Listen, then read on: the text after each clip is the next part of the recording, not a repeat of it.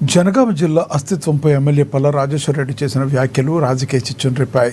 జిల్లాల పునర్విభజనలో జనగామ ప్రభుత్వం తొలగిస్తుందన్న పల్లా మాటలపై కాంగ్రెస్ నేతలు తీవ్రంగా మండిపడ్డారు.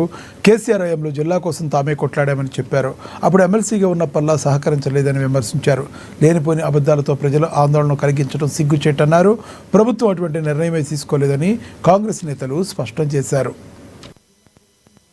కుట్రలను మీ కుట్రలు ఏదైతే ఉన్నాయో పొలిటికల్గా ఏదో ఒక ఎలక్షన్ ప్రతి ఎలక్షన్కి ముందు మీరు పైసలు పంచడమే కాకుండా పైసలతో రాజకీయం చేయడమే కాకుండా ప్రజలను బ్లాక్మెయిల్ కానీ ఏదన్నా రిలీజ్ చేయలేదు.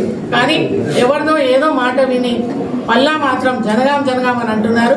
జనగాంకి ఎలాంటి దోకా లేదు. జనగాంని టచ్ చేస్తే మాత్రం ఊరుకునేది లేదు. ఉద్యమం మళ్ళీ కూడా స్టార్ట్ అవుతుంది అని చెప్పేసి తెలియజేస్తున్నాం. జనగాంను మాత్రం ఎవరు కూడా ముట్టుకోరు. దయచేసి జనగాం ప్రజలందరికీ నేను కోరుతున్నాను, జనగాం ఇంకా కూడా డెవలప్ చేయడానికి ఇంకా పెద్దగా చేయడానికే ప్రయత్నం చేస్తారు కానీ జిల్లాను మాత్రం తీసివేయరు.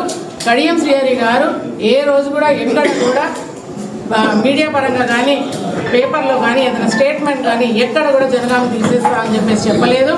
ఇది కావాలని వారి మీద కక్ష సాధింపుతోని వారిని డ్యామేజ్ చేయాలనే ఉద్దేశంతో ఇది కుట్ర పొందుతున్నారు పల్లా గారు. కాబట్టి పల్లా గారు మీరు ఏదైతే చేస్తున్నారో ఇవేవి కూడా మేము మీ ఆటలు సాగకుండా చేస్తాము.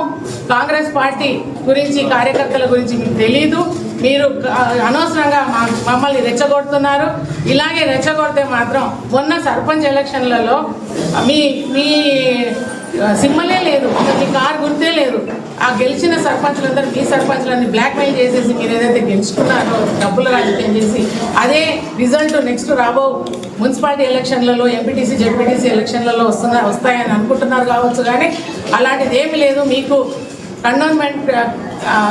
కంటోన్మెంట్లో జూబ్లీ హిల్స్ ఎలక్షన్స్ను అలాగే మొన్న సర్పంచ్ ఎలక్షన్స్ ఈ రిజల్ట్స్ ఏవైతే ఉన్నాయో ఎంపీ ఏదైతే 0 మీకు రిజల్ట్ ఇచ్చిరో ఈ రకంగా రాబోయే ఎలక్షన్స్లో కూడా రిజల్ట్ మీకు ఇదే